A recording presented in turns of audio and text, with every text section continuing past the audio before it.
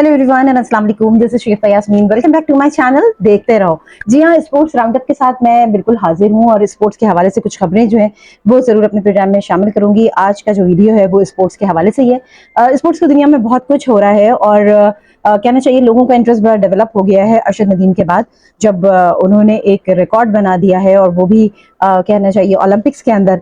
तो फिर स्पोर्ट्स में जरा सी लोगों की हम देख रहे हैं कि इंटरेस्ट बड़ा डेवलप हो रहा है। तो चलिए इसी हवाले से कुछ खबरें मेरे पास हैं वो मैं आपके साथ शेयर कर लेती हूँ। और साथ साथ अगर आपको मेरा ये सेगमेंट अच्छा लग रहा है, ये वीडियो अच्छा लगता है, स्पोर्ट्स की अपडेट लेना पसंद है, तो फिर आप मेरे चैनल पे अगर नए हैं तो मेरे चैनल को सब्सक्राइब जरूर कीजिएगा, लाइक कीजिएगा और कमेंट कीजिएगा। अपडेट स्टार्ट करते हैं।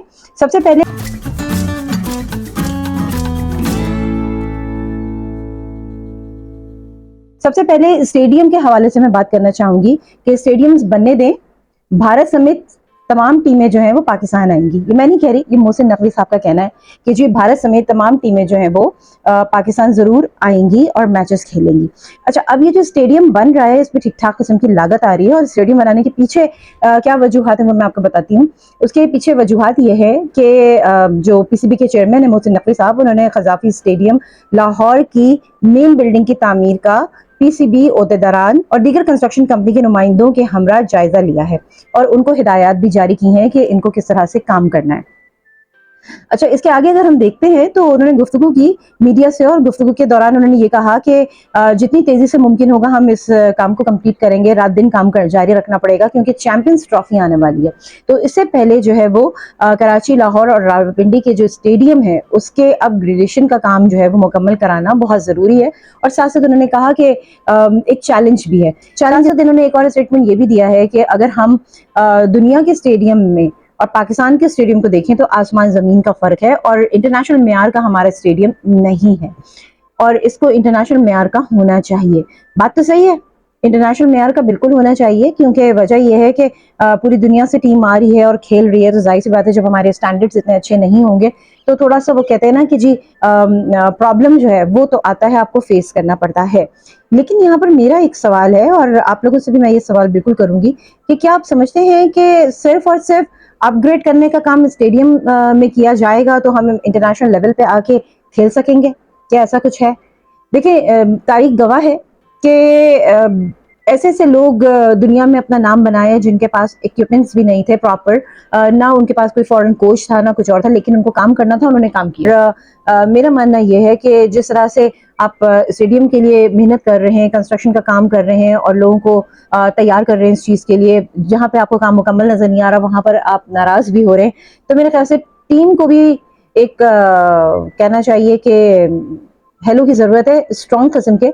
और टीम जो है उसके हवाले से अगर मैं बात कर लूँ तो हम इनकी पुरानी परफॉर्मेंसेस देख चुके हैं कि वो किस तरह की परफॉर्मेंस दे रहे हैं, किस तरह से खेल रहे हैं और किस तरह से लोगों के दिल जो है वो टूट रहे हैं। तो सिर्फ स्टेडियम बनाने से नहीं होगा, एक अच्छी टीम की भी ज़रूरत है और सिर्फ कोचेस से भी नहीं होता। आपने इंटरनेशनल कोचेस भी प्रोवाइड किए लेकिन टीम को नहीं खेलना था, वो नहीं खेले, वहां जाके उनको जो करना था उन्होंने किया और इतनी हमारी पूरी पाकिस्तानी अवाम का दिल जो है वो टूटा। तो ज़रा सा मेरे ख्याल से टीम को भी देख लीजिए कि उसकी फिटनेस क्या है, आया कि वो फिर जाके इंजर्ड हो जाएंगे या क्या होगा, ये तमाम चीज़ें भी देखना बहुत ज़रूरी है। तो इस वक्त टीम पर भी एक बहुत मेहनत की ज़रूरत है। इसकी एग्जाम्पल बिल्कुल इस तरह से ले लीजिए क्योंकि अभी जब मैं इस अपने शो को रिकॉर्ड कर रही हूँ प्रोग्राम को थोड़ी देर पहले ये खबर आई है कि पाकिस्तान और बांग्लादेश के दरमियान जो खेल इस वक्त रावलपिंडी में जारी है उसमें बाबर आजम जो है वो होम टेस्ट में पहली बार बगैर रन बनाए आउट हो गए।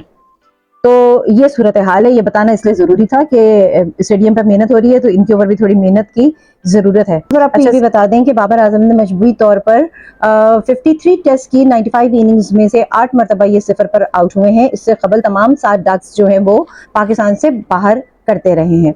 अच्छा, इसके साथ साथ अब यहाँ पर आज तक की तो खबर ये है, मैच तो फिलहाल जारी है, फिर देखते हैं कि इसकी रिपोर्ट क्या आती है, उसके ऊपर भी बिल्कुल तबसरा करेंगे और आपको बताएंगे इसके हवाले से। लेकिन इसके साथ साथ एक और खबर भी है हमारे पास, उस खबर को भी मैं प्रोग्राम में बिल्कुल शामिल करना चाहूंगी कि ICC under 19 women's T20 world cup 2025 के शेड्यूल का भी ऐलान कर दिया गया है। दूसरी under 19 women's T20 world cup की मेजबानी जो है वो मलेशिया करेगा और इवेंट 18 जनवरी से 2 फरवरी 2025 तक खेला जाएगा। और under 19 women's T20 world cup में 16 टीमें हिस्सा ले रही हैं।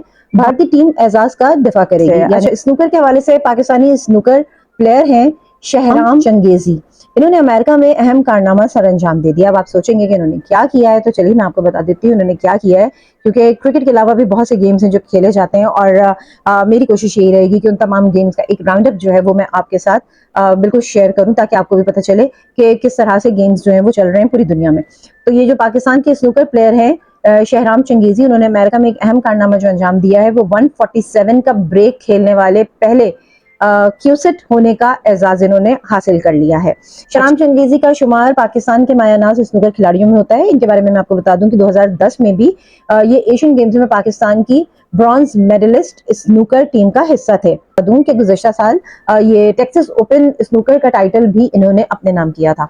तो well done Shahram, very nice, आप बहुत अच्छा जो है वो परफॉर्म कर रहे हैं और पाकिस्तान का नाम रोशन कर रहे हैं। अच्छा, इसके बाद अगली खबर जो है वो कुछ इतनी अच्छी नहीं है, क्योंकि वजह यह है कि इसमें कुछ हारने की खबरें हैं, लेकिन बहरहाल हारो या जीतो गेम तो गेम है, और गेम में हमें हर चीज बर्दाश्त करनी पड़ती है, और फिर उसके बाद अपनी गलतियों से सीख कर उसमें सुधार भी लाना पड़ता है।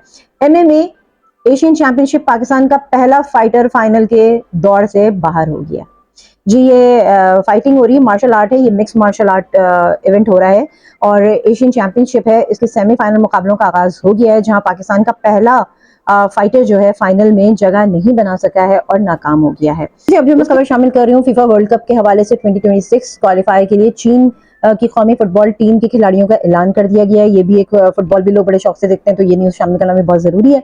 इसमें बस थोड़ी सी मैं आपको डिटेल बताऊंगी कि 27 खिलाड़ियों के नाम का उन्होंने ऐलान किया है, और चीन अपना इफ्तिताही मैच जो है वो 5 सितंबर को जापान के खिलाफ खेलेगा, और उसके बाद जो है वो 10 सितंबर को सऊदी अरब के साथ ये एक मैच और खेलेगा। तो ये था आज का स्पोर्ट्स राउंड अप जो मैंने प्रोग्राम में शामिल किया। आई होप कि आप लोगों को ये समझ में भी आया होगा और अच्छा भी लगेगा, और इस सिलसिले को जारी रखेंगे इंशाल्लाह, और आपके लिए स्पोर्ट्स राउंड अप लेकर आती रहूंगी, ताकि आपको पता चले कि भाई क्या कुछ जो है वो फील्ड में हो रहा है। कोई अगर ब्रेकिंग न्यूज आई तो जरूर उसको भी शामिल करेंगे प्रोग्राम में। आज बस यहीं तक, तो शगुफ्ता यास्मीन को दीजिए इजाजत। अगर आपको मेरा वीडियो अच्छा लगा है, स्पोर्ट्स की न्यूज अच्छी लगी, और आपको लगता है कि आपकी मालूमात में कुछ इजाफा हुआ है, तो काइंडली, और नए हैं मेरे चैनल पर तो प्लीज मेरे चैनल को सब्सक्राइब कीजिए।